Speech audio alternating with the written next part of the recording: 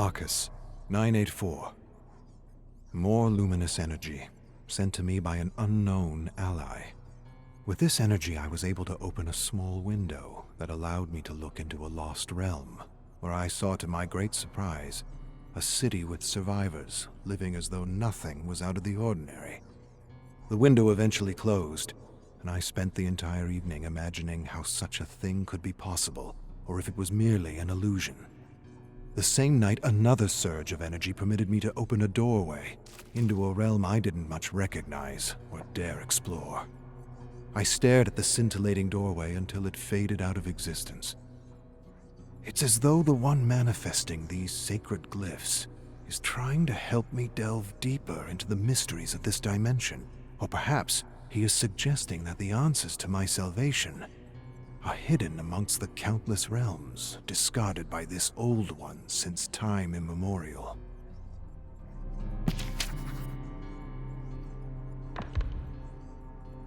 Arcus, 985.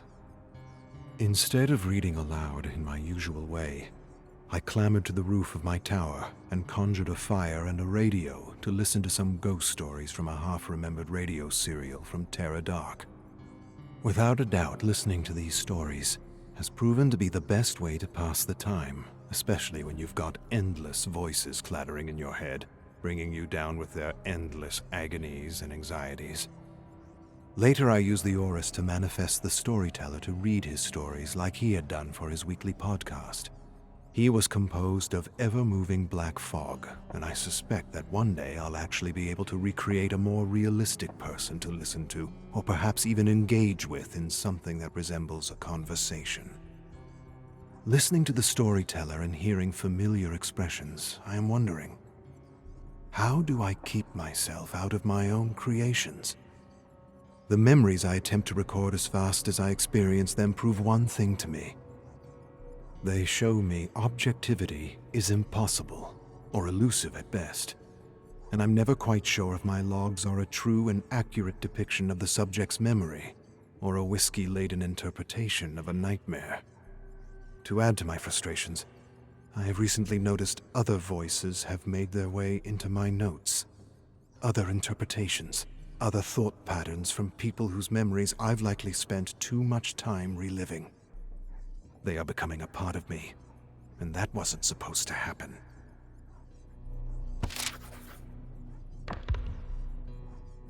Arcus, 986.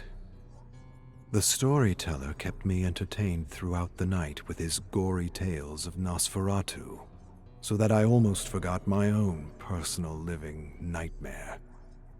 His stories entertain and make for a perfect distraction when smashing golf balls into the abyss just won't suffice.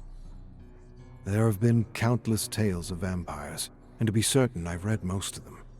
But to my mind, his are the most chilling. More than once now I've woken in a cold sweat with the sense that my tower has been overrun by these horrible creatures with fangs for teeth.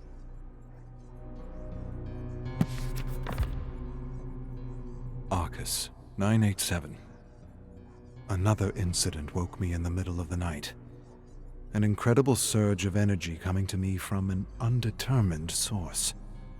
At first, I thought my mind had given way to illusions and wild imaginings, until I realized the energy surging through my tower was widening yet another doorway into a lost realm composed of memories from an unremembered civilization lost to time. I approached and stared into the remnants of a war-torn, abandoned city, with the eerie cry of a baby echoing in the distance. Just as I made to enter the lost realm, the scintillating doorway shrunk and sizzled out of existence.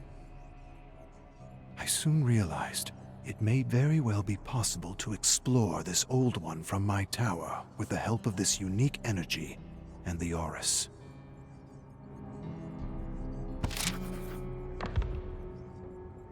Arcus, 5736. I have seen into the heart of this old one, and have seen things no mortal eyes should see. Things that simultaneously perplex my mind and burden my conscience. With mysterious help, I have ripped open reality searched deep within countless rifts, and seen everything tumble helplessly toward chaos and entropy, toward death and madness. And for the briefest moment I had the ridiculous thought that the mysterious ally helping me could very well be the entity, playing its game with me, toying with me as a cat does a mouse before the claw rips the tiny jugular out. Staring out into the endless abyss of black fog, I thought that this prison could very well be another form of trial, disguised and designed to feast on all the psychic energies derived from alienation, boredom, and all those bouts of unremembered insanity. I can't help but feel millions of invisible hooks in my heart, and millions of unseen eyes all around me, watching me, waiting for me to tumble toward chaos and madness like everything else, waiting for my mind to turn against itself. This bastard of an old one wants me to kill myself, I am sure of it, or maybe I already have, and maybe I will again, and again, and again.